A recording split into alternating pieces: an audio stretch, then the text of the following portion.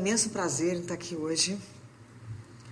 Pela terceira vez, eu tive a oportunidade de fazer cenas de um ator com a Tânia Alves, de um autor com a Gisele Joras. E hoje vou bater um papo com Ivan Zettel, que eu tive assim, a graça de trabalhar com ele nos 2 últimos anos, fazendo Rebelde na Record, e que é um excelente diretor-geral. Com vocês, Ivan Zettel.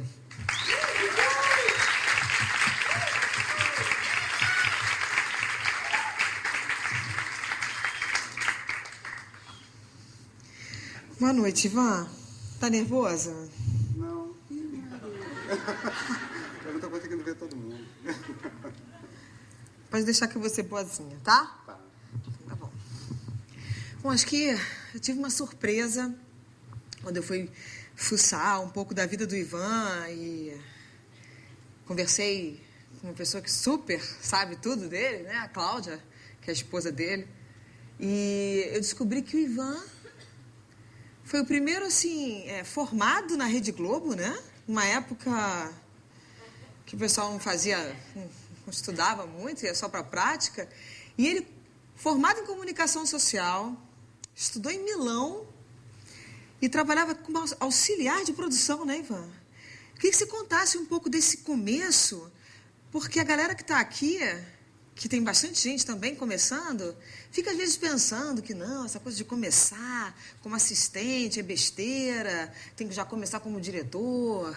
E foi uma trajetória, porra, muito bacana, porque você, garoto carioca, bonitão, Zona Sul, né?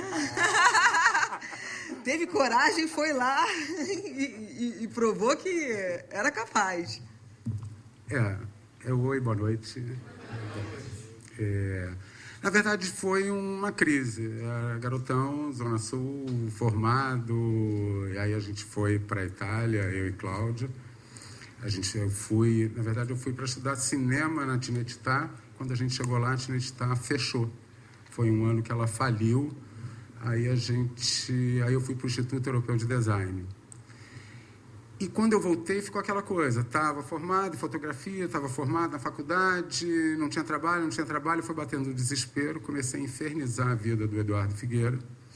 Eu ligava para ele 1 vez por semana, depois 2 vezes por semana, depois 3 vezes por semana. Quando ele viu que aquele negócio não ia terminar, ele falou, olha só, a única coisa que eu tenho aqui é auxiliar de produção. Você topa? Eu falei, topa.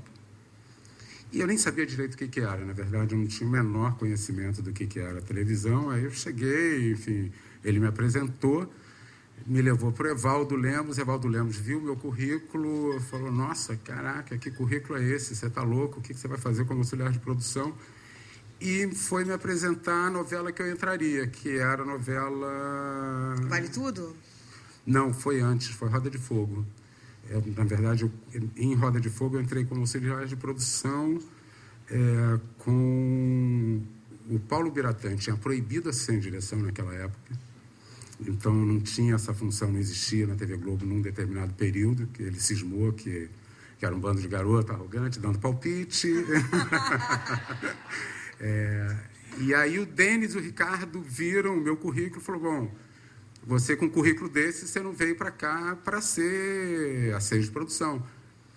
E eu, na maior ingenuidade, não tinha o menor conhecimento de nada. Falei, não, vim para dirigir, eu só estou entrando aí pela porta que me deram. Muito tempo depois, eu fui entender que aquilo entrou como uma arrogância total. Um garoto sem experiência profissional nenhuma, entrando ali com essa cara de, não, eu vou aqui como auxiliar. E eu vou dizer, antigamente tinha isso na TV Globo, por vários caminhos diferentes, que eu acho que é o diferencial de uma geração. A gente passou por tudo. A gente passou pela produção, a gente passou pela edição, a gente passou por milhões de lugares.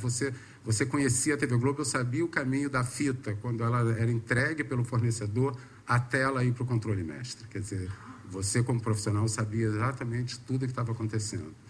Então, acho que isso foi muito importante, para você aprender a respeitar cada um na sua função, né? E 2, para você saber onde você está pisando, o trabalho que dá aquilo tudo até a gente conseguir colocar no ar. E a novela que você realmente começou como assistente de direção, depois dessa fase radical aí do Biratã? Não, foi engraçado, porque o Paulo foi com a minha cara. Aí o Paulo falou, olha só, se ele segurar a onda, isso foi já no meio de Roda de Fogo, ele falou, se ele for, porque eu fui promovido, obviamente, assim, era uma questão de vaga, eu em 3 meses passei para assistente de produção, que foi o máximo, né? Em 3 meses ser promovido foi genial. E aí o Paulo falou, se ele fizer as 2 funções sem vacilar em nenhuma das 2, a gente deixa na próxima. Eu estava até, outro dia a gente estava comentando, quer dizer, eu, na verdade, quando a gente foi para Vale Tudo, que eu entrei como assistente de direção, era um assistente de direção para o produto, quer dizer, era um assistente de direção fazia a novela toda. Né? Você passava, trabalhava com vários diretores na mesmo produto? Você ia sempre para frente. Primeiro não tinha sindicato forte, então as jornadas de trabalho eram jornadas bem mais longas e aonde eram as frentes mais pesadas. Às vezes você ia para uma externa de manhã, ia para o estúdio à tarde. Eu, Cláudia, que já era minha parceira, cheguei a ficar no início de Vale Tudo, acho que eu cheguei a ficar uns 3 dias dentro da TV Globo sem sair de lá. Assim, ela ia para a edição visitar, levava uma comidinha mais gostosa. Enfim, era outro pique. Eu trabalhava muito, a gente trabalhava muito, era muito tempo. E foi em Vale Tudo que você dirigiu assim, a sua primeira cena sozinho? Foi, na verdade, assim, primeiro roteiro, assim, Denis ficou doente de manhã, foi aquela coisa que a gente não esquece. Era a chegada da Glória Pires no Rio de Janeiro. Era uma sequência dela com Richelli numa sessão de fotos. Esse foi o primeiro roteiro que eu tive e que foi meio no susto. A Glorinha, um anjo, um doce, enfim, sou fã total, assim, um amor, super generosa, Richelli também. E no meio da novela um sucesso tremendo, Denis tirou férias. E aí o Paulo Biratã me colocou para cobrir as férias do Denis. Aí tem uma história que é ótima, né? Quer dizer, que era o primeiro dia de gravação estúdio, era o Daniel Filho como ator. E aí o Daniel Filho era o diretor artístico da TV Globo, Big Boys, super poderoso. E o Daniel, na sacanagem comigo, falou, você sabe que se você mandar mal aqui, você não perde a novela, você perde o emprego. Eu falei, pô, Daniel, você está me ajudando muito, assim, está sendo maior força. Está me deixando super calmo. Aí foram os estúdios, aí a coisa foi acontecendo, mas era um processo longo. Eu estava falando isso outro dia com o pessoal da equipe.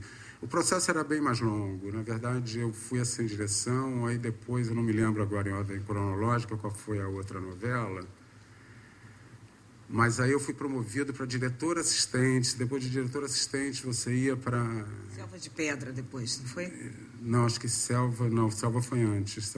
Porque Selva, na verdade, eu nem peguei. Eu entrei na última semana de Selva. Aí foi Selva, Roda de Fogo. Você fez também Anos Rebeldes? Anos Rebeldes eu já era diretor. Que aí, como diretor assistente, foi Tieta. Bom, eu tenho aqui. Vale Tudo, Dono do Mundo. Dono do Mundo. Anos Rebeldes, Corpo e Alma, tudo isso na Globo. Isso tudo como diretor. Mas acho que como diretor assistente eu fiz Tieta. Tieta, acho que era diretor assistente. O Buri vai me ajudar, que, enfim, o pai dele era diretor-geral na novela. Era Tieta, eu era diretor assistente, que tinha essa função na TV Globo. Você dirigia, mas ainda não era... Me diz uma coisa, o altruísmo, assim, porque você é um excelente diretor de ator. Tá? É bacana porque você deixa a gente muito à vontade e ajuda... Né? Também permite que o ator se exponha, né? Porque às vezes o diretor está naquela ansiedade, principalmente, eu me lembro que sim, no início de Rebelde a gente não sabia o sucesso que a novela ia ter, e você com aquela calma, toda a tranquilidade do mundo, deixando a gente expor aquilo que a gente tinha trabalhado em casa para levar. Então, assim, essa experiência com a Glorinha, dela ter sido tão altruísta e ter sido tranquilo dirigir, né? Porque imagino que você deve ter ficado nervoso. A novela já fazendo um maior sucesso e tal. Isso te despertou uma vontade de ser esse diretor de ator que você é? Eu acho que com todo mundo que a gente trabalha, a gente aprende alguma coisa. Eu tive 2 grandes escolas. O Denis, que é uma escola que deixa todo mundo à vontade, tem uma coisa com a equipe muito forte. E o Avancini, que não te deixa, o Walter Avancini pai, né, que eu trabalhei com ele muitos anos, que não deixa ninguém à vontade. Ele deixa todo mundo... Sério mesmo.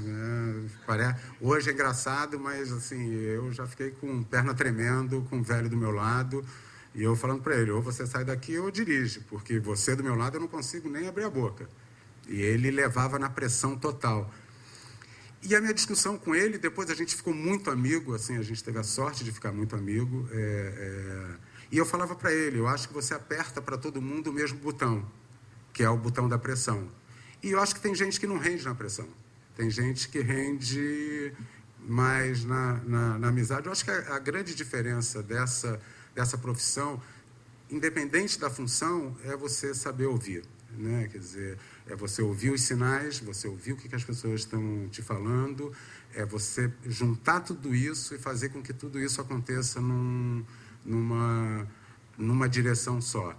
E confiar na tua intuição. Eu acho que essa é a coisa que você vai misturando. Quer dizer, então o ator traz alguma coisa de casa, o diretor de fotografia traz, todo mundo que está trabalhando, quer dizer, todo mundo da equipe que está envolvido no processo, vem com alguma coisa.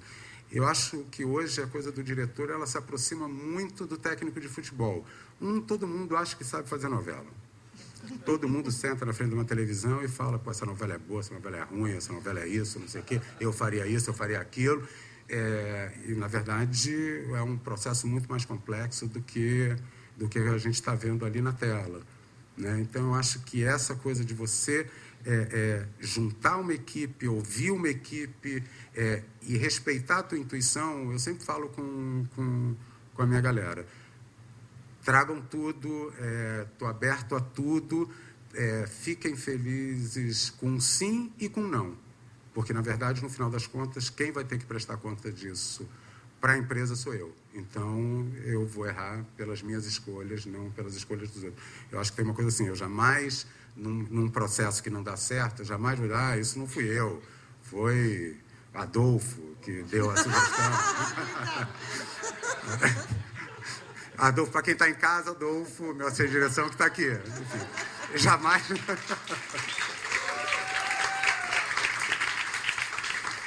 Mas, se o Adolfo der uma ideia maravilhosa, quer dizer, eu vou chegar na direção da empresa e falar, essa ideia foi do Adolfo. Quer dizer, na verdade, eu não tenho o menor interesse, eu acho que isso... eu acho que 5 anos de meditação fizeram muita diferença na minha vida. Eu não tenho o menor interesse no sucesso. Eu tenho interesse em que a gente tenha um ambiente bacana. O sucesso, ele é resultado do trabalho, ele é resultado do que a gente está construindo ali, todo mundo junto. Então, o sucesso para dentro da empresa, o Ibope, uma novela dá certo, me interessa.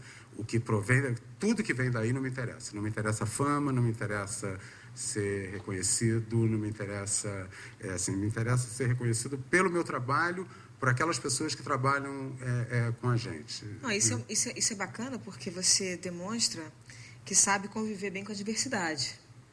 Né? E se pegar assim, cronologicamente o seu currículo, você, depois que saiu da Globo, você começou a fazer várias coisas, trabalhos com jovens, trabalhos infantis, foi fazer trabalhos de reportagens, né? No Globo... No Futura, não. No Futura não era Futura na época, não. Cláudia, o que foi? Calma, que eu vou chegar aqui. Você fez Disney Channel, programa Playhouse. É verdade. Você fez Popstar, fez a Fundação Roberto Marinho. Verdade. Né? Que era o canal Futura, já. E aí você entrou na Manchete com a Avancini e ele te levou para Globo de novo. A Quer dizer assim, você passar por tudo isso eu acho que materializou bem isso que você está querendo falar para a gente agora.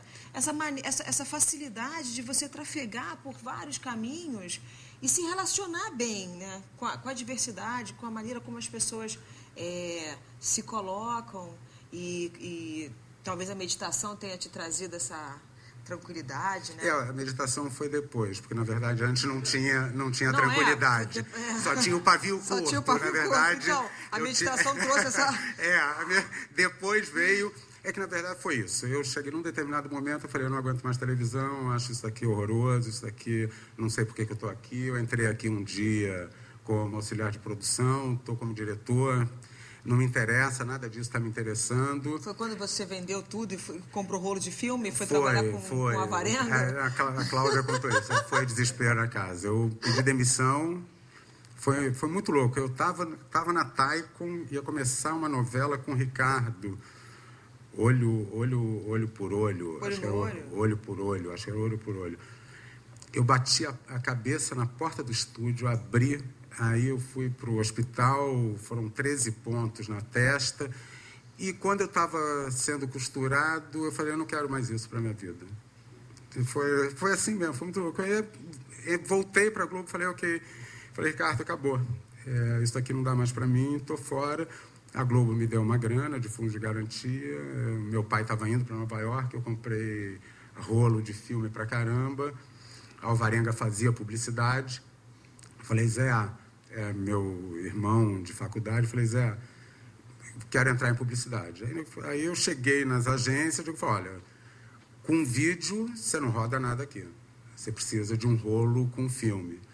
Aí eu comprei os filmes, banquei os filmes, na verdade a gente montou uma equipe, todo mundo trabalhou de graça, dei maior sorte, Deus ajuda, total. O primeiro filme que eu fiz, a gente só não ganhou Cannes. Todos os outros prêmios a gente ganhou.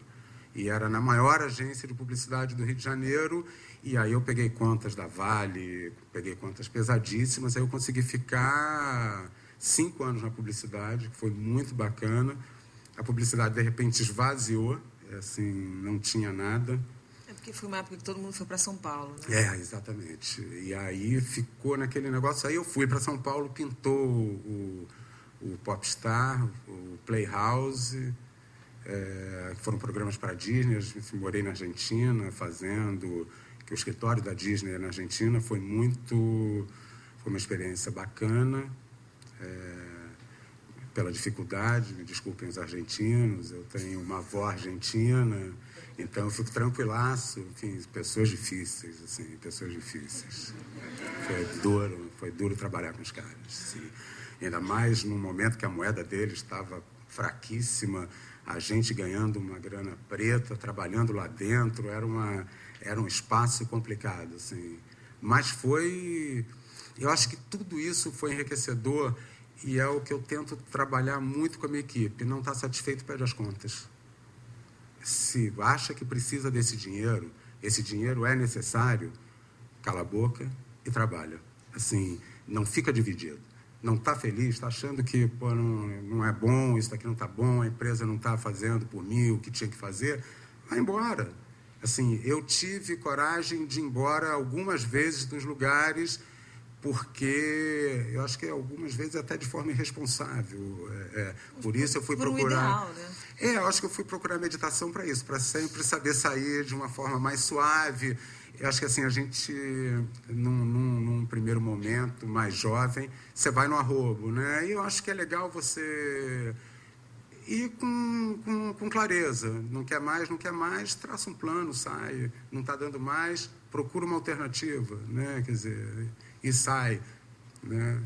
Isso tudo te deu, assim...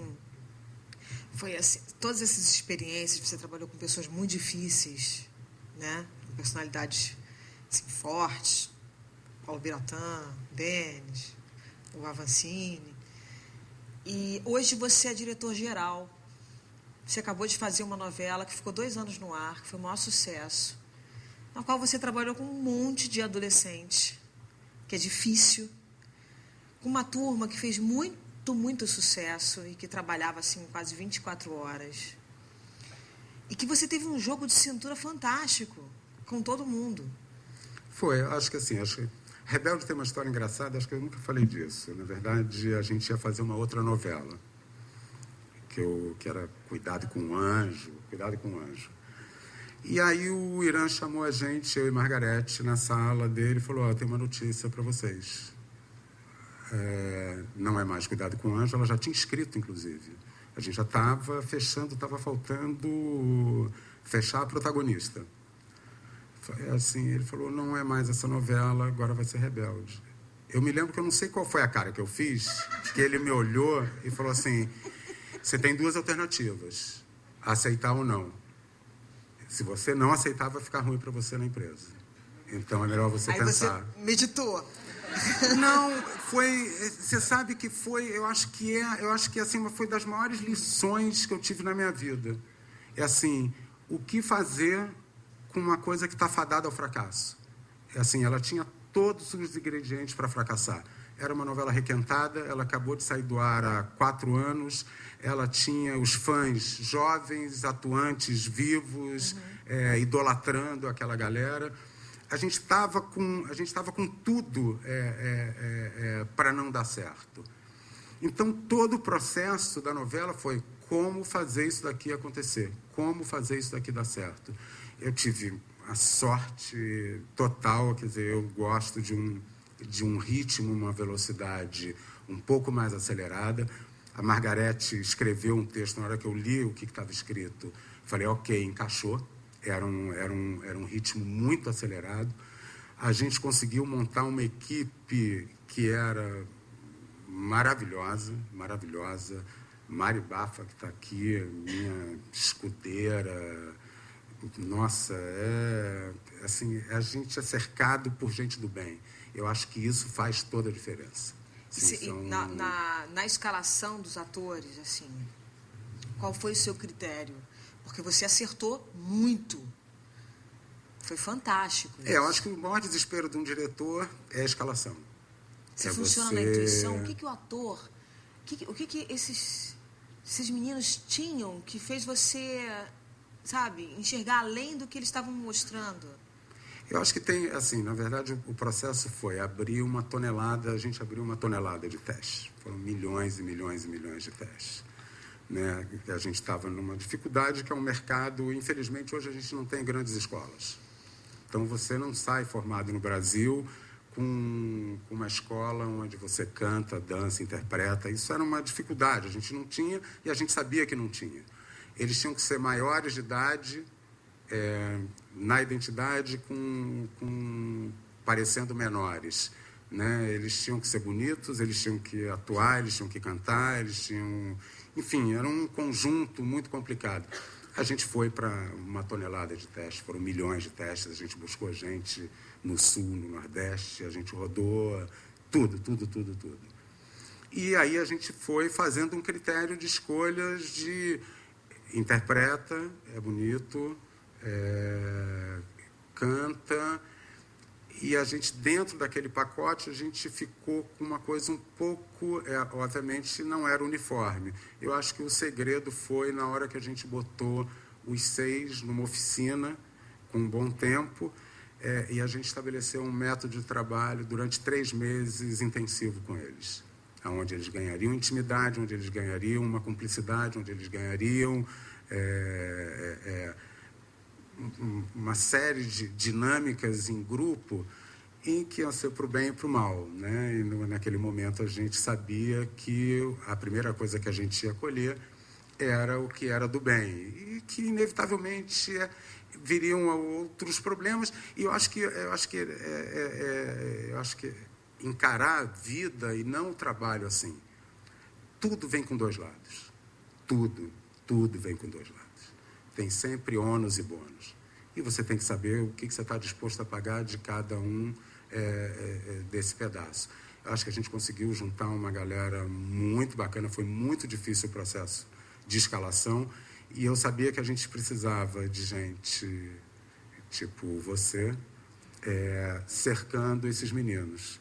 É verdade, a gente precisava... tem uma coisa que eu aprendi com a Vancini de escalação, quer dizer, tem 3 caras que eu acho que para mim foram muito importantes de escalação. O Gilberto Braga, eu acho que escala, ele é barra pesada. Paulo Biratã. E o Avancini tem uma coisa que é: uma maçã podre no cesto acaba com a tua novela. Assim, não bote, pode ser o maior nome do mundo. Assertivo, né? Assim, não, pode ser ele, pode trazer para você muita mídia, não sei o que. Se aquela pessoa for uma pessoa que vai minar o teu trabalho, tira, porque é um preço que não dá para pagar. Então, acho que a gente criou, e eu acho que isso fez a diferença. A gente criou uma família, a gente criou uma coisa de intimidade, a gente estava o tempo todo lá. Acho que era Mari, Guru, Nádia, que agora está dirigindo comigo, que era minha Isso foi consciente, assim, você vou blindar? Total. Isso foi a primeira escolha que a gente fez. E, na verdade, eu vou ser sincero, esse processo a gente aprendeu do México. A gente foi ao México, eu, Margarete, a gente ficou lá 3 dias, 4 dias, não lembro. Foi mais ou menos isso, né? Você lembra, Mari? Quase uma semana. A gente teve algumas reuniões. E conversando com o Pedro Damian, que era o cara que tinha bolado esse esquema lá, ele falou da dinâmica de grupo que tinha sido muito importante, porque a Televisa, né, é engraçado isso, a gente tende a olhar tudo que não é nosso com um certo...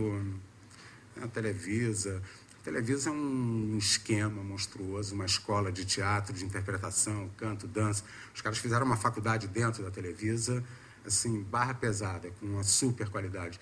E o Pedro falou que essa dinâmica tinha sido muito importante para eles. E a gente veio com... a gente voltou de lá com esse troço na cabeça, a gente fez essa dinâmica, né, que eu acho que foi a diferença para o trabalho, e depois a gente teve que fazer o que foi mais fácil, que era desconstruir. A primeira sequência deles, eles tinham uma intimidade que não podia existir. Ele falou: olha, acabou, vocês não se conhecem, vocês estão se conhecendo agora. Lá na frente isso volta, né? Mas eu acho que a gente, ali dentro, conversando com eles, presenciando, né, Gil, todo mundo, a produção, a gente cercou muito. A verdade é que, depois de um tempo, eles ficaram exaustos. Você estava lá e você viu, ninguém trabalhava 7 dias na semana, e aí juntar aquela coisa mais jovem, impetuosa, com gente mais velha, sem muito saco para aquilo ali, foi um... Você sabe quanto foi complicado, eu sou obrigado a dizer que Cássia está aqui, foi parceira, assim, foi uma pessoa que se posicionou, o que é difícil, né? Quer dizer, normalmente as pessoas não querem se posicionar. Cássia se posicionou no sentido da... Na verdade, o que o Ivan está querendo dizer foi um episódio que eu não tomei partido de ninguém. Eles estavam muito cansados e algumas coisas estavam começando a falhar, né? E eu acho o seguinte, a gente tem que ter um mínimo de paciência. Vou dar um exemplo totalmente fora da nossa profissão, com aquele médico que faz plantão a semana inteira. Cara, uma hora ele vai errar, uma hora vai dar uma confusão. Você não pode culpar. Na verdade, você tem que ter paciência, porque foi você que colocou ele ali fazendo aquelas coisas. Né? E, realmente, nós que já somos mais velhos, já trabalhamos há bastante tempo, a gente não tem tanta paciência com o colega. A gente esquece um pouco, né, da época que a gente começou e que as pessoas tinham paciência com a gente. Agora, Ivan... Eu acho que junto com isso, só para fechar esse assunto, ego é uma desgraça. Ego é o mal, ego destrói... E, assim, é muito difícil para o ator, porque ele precisa da exposição. Precisa do ego para poder se transformar. A gente fica no fio da navalha entre o que é... Eu sempre tento olhar para a nossa profissão entendendo que um médico é mais importante, que um engenheiro é mais importante, ou, na verdade, a gente não é nada mais nem nada menos do que ninguém. Assim, a gente não pode acreditar nessa coisa da mídia fácil, a gente não pode acreditar nisso que está virando hoje o mundo da celebridade. Acho que a gente tem que acreditar no trabalho. Acho que toda a minha história, quer dizer, eu acho que na hora que eu entro em televisão como auxiliar de produção, quer dizer, ela tem toda uma jornada que acontece em cima do trabalho. Ela acontece... Então, é aí que eu quero te fazer uma pergunta, assim, que acho que todo mundo tem vontade de saber. Escalar os Rebeldes foi um ponto, uma coisa à parte. Agora, se você tem que escalar uma novela, agora você está fazendo Dona Xepa, né? E você tem que escolher os atores para encarnarem aqueles personagens que estão no seu texto. Qual o critério? O que você quer ver? Isso é importante para mim, que já tenho 14 anos de profissão, para quem tem 30 anos de profissão, para quem tem 1 ano de profissão. A gente tem muita curiosidade em saber como é que um diretor geral escala. O que ele precisa ver naquele teste? O que ele precisa sentir daquele ator? Que sinuca de... Eu outro dia li um negócio do Daniel, o filho, que eu achei genial. O maior terror de um diretor é não ter o ator para escalar. Esse é o pesadelo. Esse é o verdadeiro pesadelo. Acho que tem coisas que você lê, tem pessoas que você quer junto de você. Tem pessoas que você quer porque você conhece o perfil profissional, você conhece o comportamento profissional, você conhece o physique, a coisa encaixa. Eu acho que é uma somatória. Primeiro, você vai pela faixa etária, onde tudo parte do que você está recebendo como texto. Você tem, inevitavelmente, algumas preferências, pessoas que são parceiras que estão do seu lado, que querem... Caráter conta? Total. Eu acho que é a coisa da maçã podre. Assim, você pode até escalar por equívoco, por falta de conhecimento, porque assim, eu faço questão, por exemplo, em todo trabalho, está misturado pessoas da minha confiança com pessoas novas. Isso é fundamental para você não ficar também rodando só no mesmo elenco o tempo todo. Eu acho que a gente tem que vir trazendo pessoas novas não só na idade, mas como pessoas que, apesar de mais velhas, fazem parte, não fazem parte do teu ciclo, mas que você deseja... Assim, tem pessoas que eu desejo muito trabalhar que eu não consigo trabalhar, porque acaba não encaixando. Tem pessoas, enfim... que está aqui, eu vou falar, Zezé Mota é uma deusa para mim, assim, se dependesse de mim, estaria em todos os trabalhos. Bem-vindo também é outro que está em vários trabalhos. Eu tenho algumas pessoas, que eu venho trazendo na vida. Mas eu também sou muito aberto para pessoas novas. Eu acho que é sempre uma coisa assim, tipo, escalando xepa. Escalar xepa foi complicado. Assim...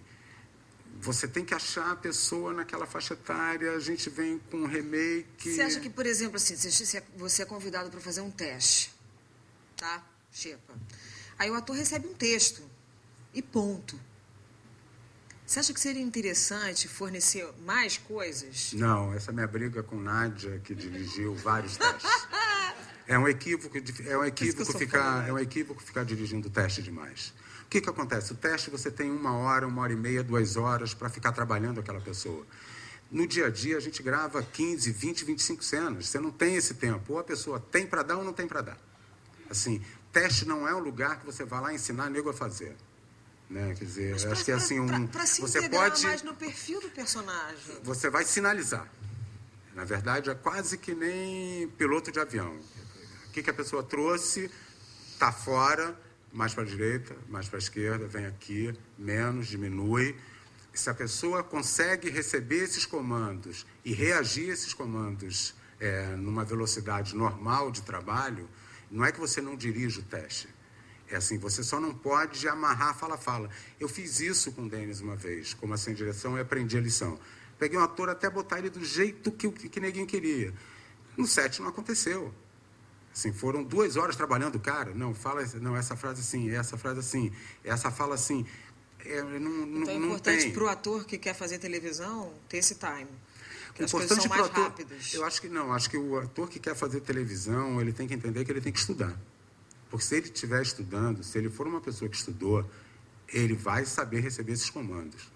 Se é uma pessoa que não estudou, não tem capacidade de receber esses comandos. A não ser... que ser, vou dar um exemplo aqui, um Chai Suede.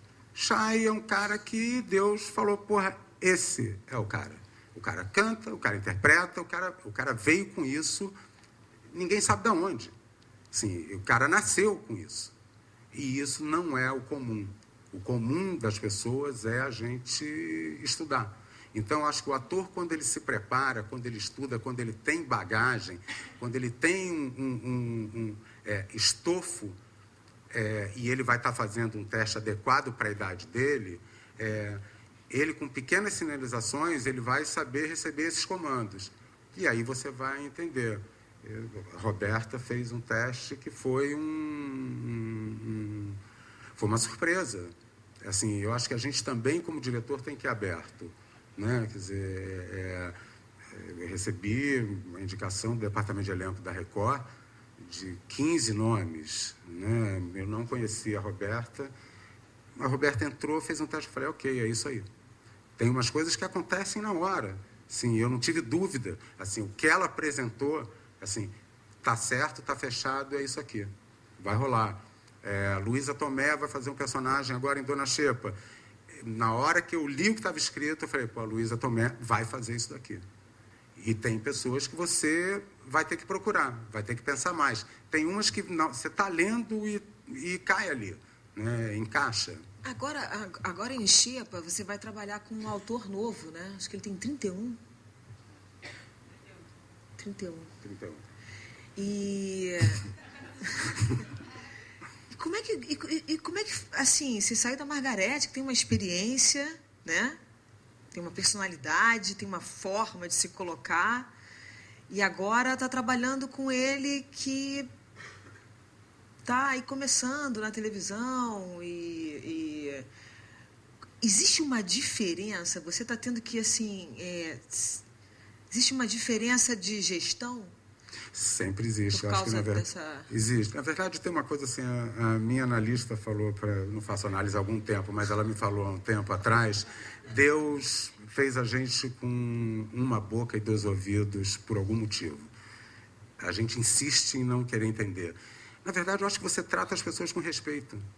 Na verdade, na hora que você estabelece uma relação de verdade com as pessoas, com o ser humano é o que tem de mais sagrado no mundo. O ser humano é o que tem de mais sagrado no nosso trabalho. O ser humano é o que tem de mais sagrado em tudo.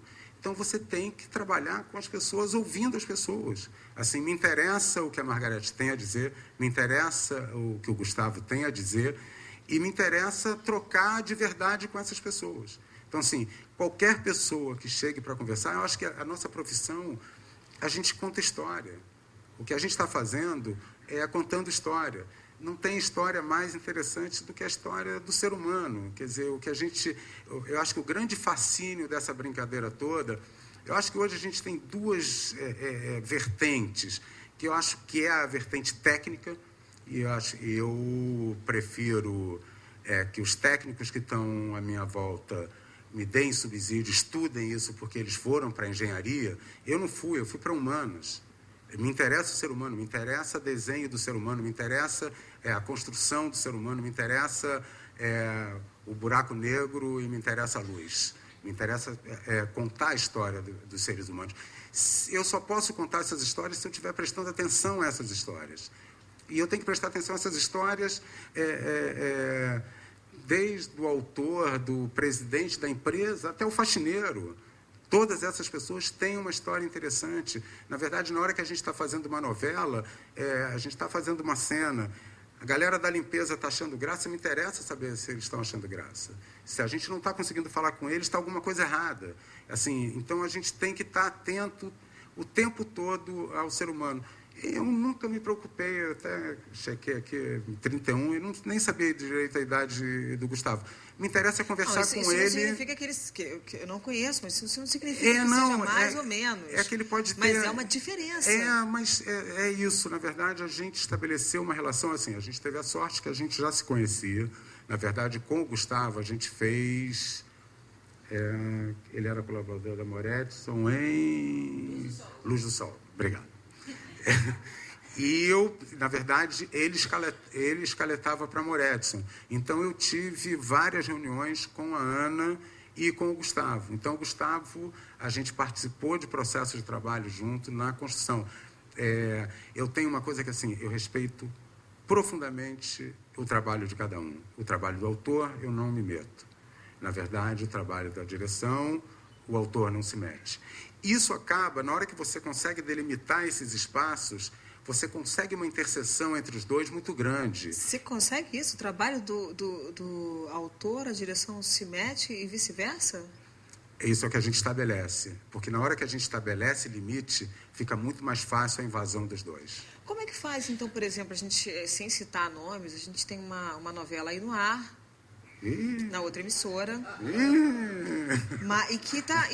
não é um exemplo solitário, mas que tá dando muita confusão, porque não sabe se a culpa é do autor, se a culpa é do diretor, aí todo mundo bota a culpa no diretor, aí vai pro ator, a culpa não é do ator.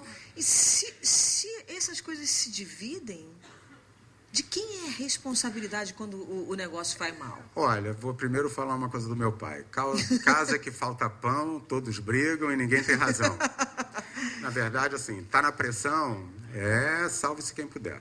A gente tenta eu tento criar um ambiente em que não tem o salve-se quem puder. Né? Quer dizer, é óbvio que eu vou te falar porque eu tenho paixão. A minha relação com a Margarete no começo foi quase ultimate. Assim, o que não pode você não pode pautar pela mentira. Na verdade, assim, Margarete hoje é minha irmã mesmo de parceria. Porque a gente foi nos embates com verdade. Nada é pelo meio do caminho. Então, na hora que você estabelece determinados limites, determinados embates, quando você faz isso tudo com respeito, com firmeza, com verdade, você vai abrindo um caminho que é o caminho da graça, é o caminho maravilhoso, é o caminho quando tudo dá certo. Né? Isso não quer dizer que não dar certo faz parte da nossa vida. Assim, outro dia a gente estava conversando com a direção da empresa, e o nego falou, pô, isso daqui você acha que vai ser um sucesso? Eu falei, e eu acredito, se eu soubesse, eu não estava nem contratado de vocês, nem da outra emissora. Eu estava com uma barraca no meio, vendendo sucesso a preços milionários. A gente não sabe, a gente acredita, a gente intui. A gente, estou te dizendo... A gente trabalha para, né? Rebelde, assim, eu trabalhei o dobro. Tem uma coisa, aproveitar aqui, assim, para fechar. Rebelde, eu sabia que para falar para adolescente, depois da outra novela mexicana, no ar há tão pouco tempo, eu precisava criar uma linguagem que fosse uma linguagem do computador da minha filha, né, da Clarinha, que está aqui. A Clara assistia 3, 4 coisas ao mesmo tempo, e a gente precisava, e eu falei, pô, eu preciso disso. E aí foi um processo complicado na computação gráfica, a gente não achava aquilo, não achava. Graças a Deus o PH chegou na novela. Eu falei, PH, a novela não pode ser um quadro só, as pessoas não podem ver uma coisa só, adolescente não vê uma coisa só. Assim, tem que ter um ruído na comunicação, a gente tem que estabelecer um ruído. Eu estou querendo como se fosse uma tela de computador, com quadrados, com não sei o quê. Isso é uma coisa também de sorte. O PH é uma coisa que a gente ficou 1 mês e meio quebrando a cabeça como faria isso na computação gráfica. O PH entrou na ilha em 3, 4 dias, ele falou, pô, Ivan, é isso que você quer? Eu falei, é isso, está perfeito, ficou genial, é exatamente isso. Então, acho que assim, a dificuldade, e aquela, parece frase feita, a gente aprende mesmo com fracasso. Sucesso só faz a gente se perder, a gente ficar inebriado, a gente achar que está com tudo. O sucesso, ele dá consistência. Você tem recebido muito apoio, assim, que você falou do PH e que você trabalhou muito em Rebelde. Eu sei que foi um projeto suado. Até porque você está repetindo de novo, né? Repetindo de novo, ficou estranho, mas você está repetindo, fazendo Xepa, que foi uma novela que fez um super sucesso, que foi de Gilberto Braga, e você está vindo com esse remake. Como é que é a abertura da empresa para você trabalhar? Para você poder despejar todas as suas ideias e o seu ânimo de mudar e de fazer as coisas diferentes. Você está numa empresa que é nova em dramaturgia, apesar de já ter feito coisas, mas agora mesmo, assim, nos últimos 10 anos é que a Record está começando a fazer coisas, né, mais com sequências. Você tem isso, é difícil também. Além de você pegar 2 projetos que te deram muito trabalho, e agora a Xepa vai te dar, né? Porque é uma coisa que já aconteceu. Você lida bem como diretor-geral nesse métier de uma empresa em que está começando, em que é tudo novo? Lido. Não, é tranquilo. Não, por incrível que pareça, é tranquilo. Na verdade, outro dia, para Rebeldes, ele falou, pô, a gente quer uma novela com cara de TV Globo. Eu falei, pô, me dá a Glorinha e o Tarcisão, que eu dou a cara da TV Globo. Assim, o nego tem que entender que a cara de uma empresa são as pessoas. Assim, a gente vai fazer a cara da Record ou a cara da TV Globo, a cara de quem quer que seja é a cara de quem vai para o ar.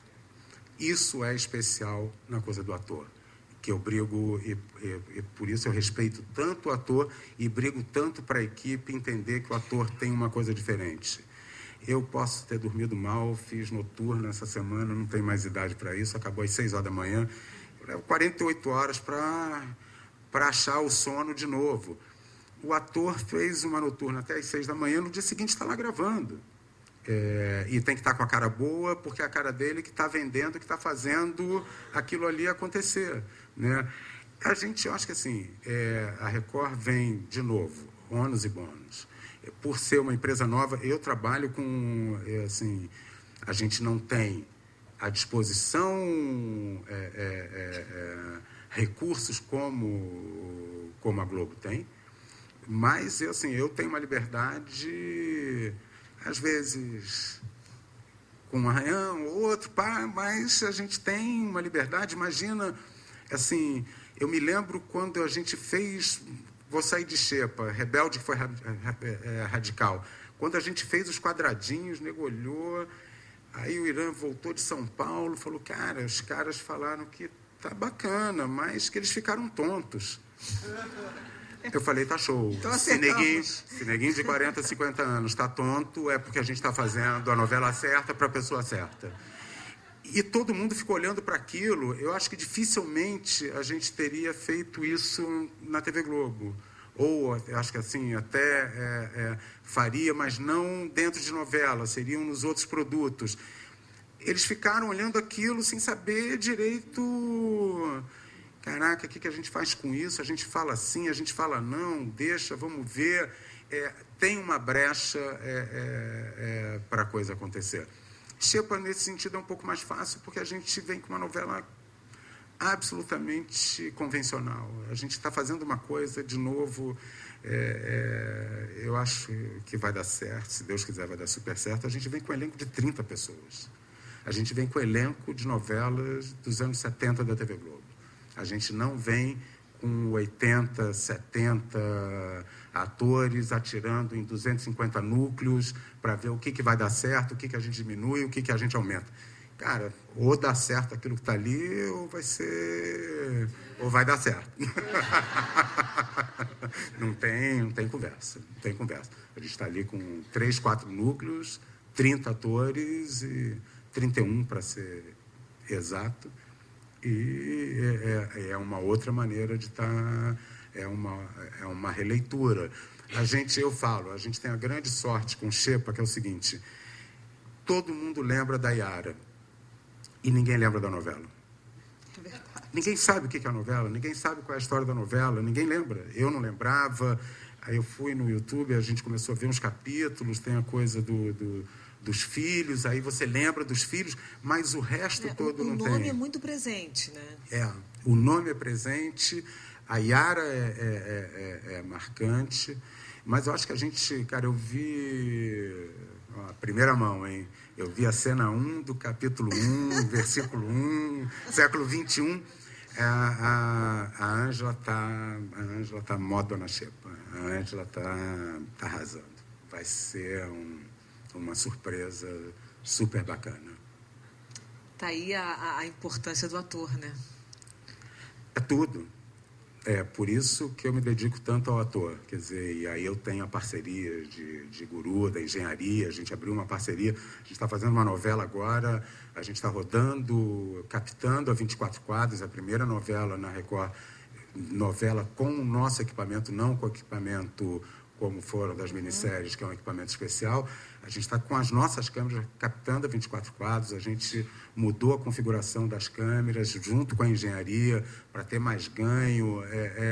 A gente está mexendo na coisa técnica, tem uma galera que vai cuidando, obviamente eu vou dando o ok para isso, mas eu me dedico ao ator. Quem vai fazer a novela acontecer é o ator. Quem vai fazer a novela acontecer são aqueles atores contando aquela história que foi escrita e conseguindo falar com as pessoas que estão em casa assistindo. Esse canal que a gente tem que estar ligado. O Avancini uma vez me deu um toque que é genial. Ele dirigia, todo mundo tinha que falar muito baixinho. Todas as novelas do Avancini, todo mundo falava baixinho. Eu falei, caralho, Avancini, porra, ninguém ouve essa porra, nem eu estou ouvindo isso. Ele falava, ele me chamava de compadrinho. Compadrinho, a gente está entrando na casa dos outros. A gente tem que pedir licença. A gente tem que entrar com educação e com delicadeza. Por isso que a gente entra falando baixinho. É para a gente não incomodar a casa de ninguém. Aí eles vão prestar atenção na gente. Eu acho que é isso. Acho que é importante a gente estar ligado sempre no macro. Eu acho que a partir disso a gente faz uma comunicação. Bom, Ivan, tem alguma coisa que eu esqueci de te perguntar que você acha que seja importante? Não pode esquecer que tem aí uma galera te assistindo, não só aqui no teatro, como em casa.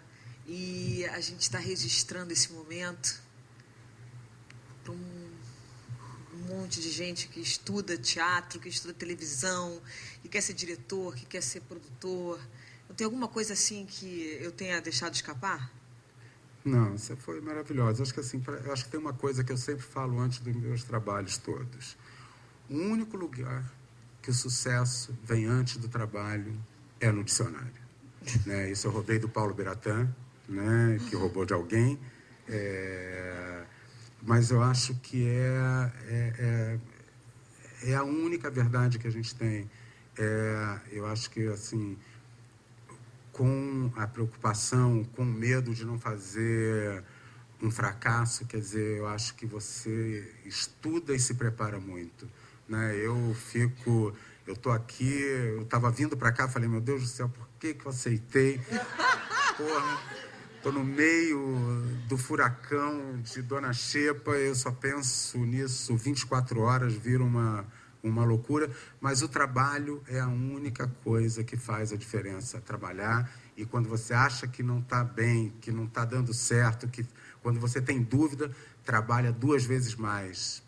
Ainda não está bom, trabalha 3 vezes mais. Trabalho, é a única coisa que a gente tem.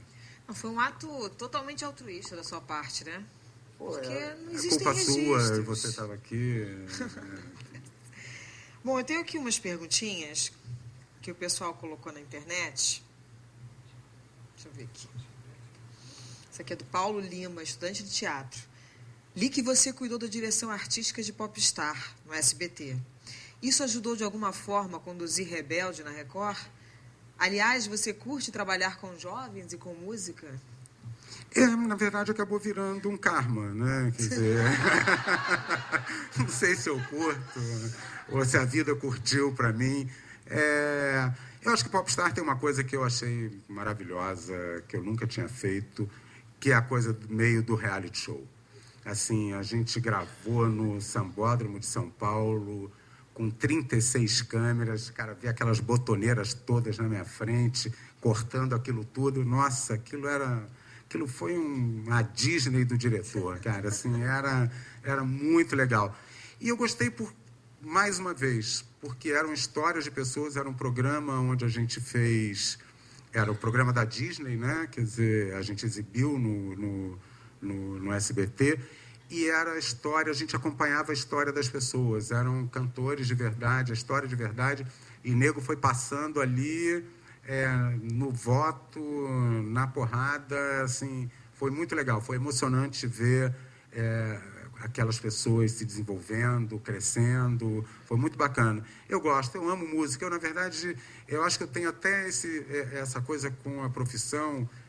Eu queria, na verdade, ter sido guitarrista. Como não deu certo, então eu virei diretor. Então, como nunca foi o meu maior sonho, nunca tive o sonho de falar, eu quero ser diretor. Diretor aconteceu, talvez, assim, por isso me interessa tanto as pessoas dando certo, acontecendo. Eu tenho outra aqui que é da Bel Lopes, que é estudante de teatro também. O trabalho de diretor era muito diferente do que é hoje, desde que você iniciou a sua carreira em Vale Tudo? Porque eu imagino que o aumento do tamanho das novelas no ar, a maior profissionalização do mercado e outros fatores podem ter transformado, de alguma maneira, a conduzir os atores. Não, na verdade, assim, a minha geração, ela já pega uma transformação profunda, onde isso daqui já virou um negócio monstruoso e você não brinca... Eu acho que hoje é mais rápido, né? Hoje não dá para perder tanto tempo.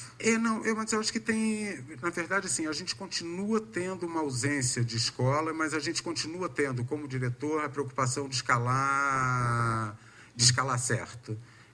A gente não tem... Acho que num primeiro momento você podia escalar porque era amigo, não sei o que. Você até pode escalar porque é teu amigo, mas tem que ser bom e tem que ser certo. Bom, tem umas perguntas aqui que a gente já falou sobre. Esse aqui é do Sidney Santos, estudante de cinema. Você tem projetos para o cinema ou para o teatro? Depois da televisão. Eu vou falar uma coisa horrorosa. Assim, eu, na verdade, comecei a fazer televisão querendo fazer cinema. Eu tratava a televisão meio como INPS. Assim, falei, vou lá, é que nem um estudante de medicina, o cara acabou de se formar, opera 250, depois abre a clínica, que para mim era ir fazer cinema. Eu tenho um problema sério com texto. Assim, enquanto não bater um texto que aconteça...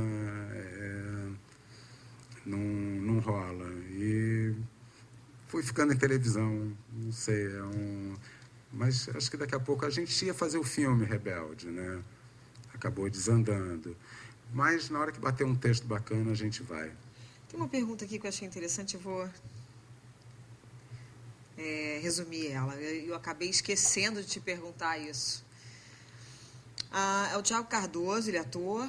Depois de dirigir a versão brasileira de Rebelde, você vai dirigir o remake Dona Xepa. Você chegou a pesquisar os trabalhos de direção de ambas as novelas. Então, trabalhar com produtos que não são inéditos é mais complicado pela expectativa que gera no público. Resumindo, assim, e partindo logo direto para aquela perguntinha que eu esqueci, como é que é a sua relação com o Ibope? Você é daqueles que fica assim... Bom, você é um cara conectado, eu sei. Porque você está sempre presente no Instagram, no Twitter e tal. É fácil, assim, se comunicar e você está sempre acompanhando o que está acontecendo. Mas o Ibope, ele mexe com você? Ele é capaz de fazer você escalar uma pessoa, ou você tirar um ator, ou você, de repente, tentar interferir no texto para modificar alguma coisa? Deixa você meio deprimido, nervoso? Qual a tua relação com isso? Acho que eu vou falar a verdade. Fala a verdade, você fala a verdade sempre, fala a verdade. A gente ganha por Ibope. É claro que eu olho o Ibope o tempo inteiro, mas não faço nada pelo Ibope, porque o Ibope é uma amostragem depois. Tudo que a gente está fazendo agora, o momento em que a gente estabelece a novela, é esse momento que ela não está no ar. Todas as escolhas estão sendo tomadas em cima de intuições, certezas, desejos, possibilidades que a gente está fazendo antes. Na verdade, assim, o meu exemplo Rebelde, eu vou ser sincero de novo, eu olhei Rebelde, a gente estava fazendo uma novela na Record, Rebelde bombava no SBT, eu olhei aquele troço, que Deus me perdoe, os fãs também, mas eu olhei aquele negócio e falei, nossa, isso é horroroso. Ai, o nosso foi horroroso. 1000 vezes melhor. Mas eu olhei assim 15 minutos e achei péssimo pela maneira, e depois eu fui entender com os mexicanos que eles têm um motivo para eles fazerem daquela forma. Quer dizer, tem toda uma explicação que é muito longa e eles acreditam naquilo ali, é daquela forma que eles fazem. E é consciente, eles não fazem aquilo de bobeira, né? Então... Mas o Ibope, em Rebelde, que você está citando agora, especificamente, mexeu com a novela? Mexeu com alguma coisa? Na verdade, eu acredito muito mais na minha intuição. Eu acompanho o Ibope por uma questão de ser minha profissão. Então, eu acompanho o Ibope da Record, acompanho o Ibope das outras, vejo quem está o quê, e eu acho que isso é uma necessidade profissional. Assim, você está fazendo um produto, esse produto é um produto direcionado ao mercado, quem afere esse mercado hoje é o Ibope. Então, não dá para você estar alheio a isso. É uma questão de responsabilidade. Eu não monto nada pensando no Ibope, eu monto pensando se vai dar certo e com todas as possibilidades assertivas. Depois que vai para o ar, extenso, tem... Depois que vai para o ar, a Cláudia fica revoltada, é o iPad aqui com minuto a minuto e a televisão. E ela fala, mas você vai ver a novela ou você vai ver o Ibope? Eu falei, não, a novela eu já vi na edição, eu liberei o capítulo, está tudo certo, eu agora tenho que ver o Ibope.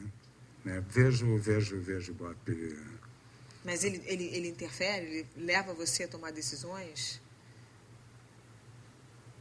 Porque, graças na verdade, a Deus, é a forma do público interagir também. O Ibope, ele é a presença do público. Assim, graças a Deus, na verdade, assim, a gente teve ali uma mexida em Rebelde. Eu sempre achei que aquela mexida era uma mexida que a gente não devia fazer de jeito nenhum. Antes do Ibope, o Ibope só confirmou. Mas aí, quando tem determinadas guinadas que você dá antes, que você não volta atrás. Não tem como. E tem algumas coisas que você vê que está respondendo, tem determinados núcleos que estão respondendo.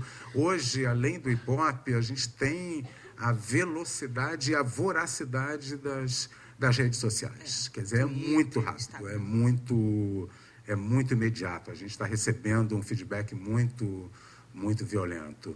Mas é claro que o Ibope, se tiver que ter alguns ajustes pelo Ibope, olha, na verdade, eu nunca vi lá grandes mexidas que resultaram do Ibope.